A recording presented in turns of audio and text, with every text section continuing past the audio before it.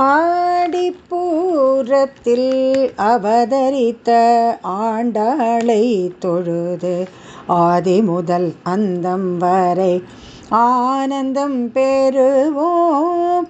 ஆறாமுதனை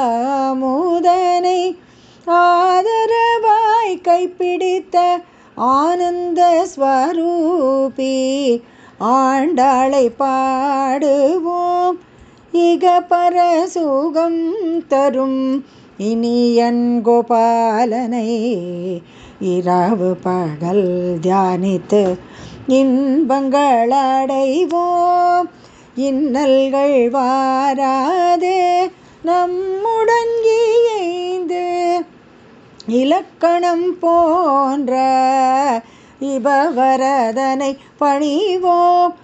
ஆண்டாளும் அம்பாளின் அவதாரமே எனவே ஆலவாயன் மனைவியையும் ஆண்டாளின் உருவிலேயே ஆதரிப்பாள் என்றெண்ணி ஆடி பாடுவோம்.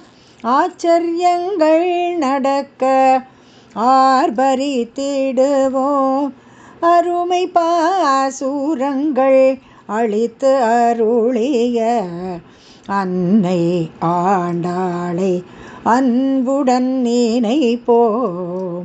அச்சம் தவிர்த்து அன்பை பெருக்கியன்றும் அன்னையின் ஆசியில் அமிழ்ந்திடுவோம்.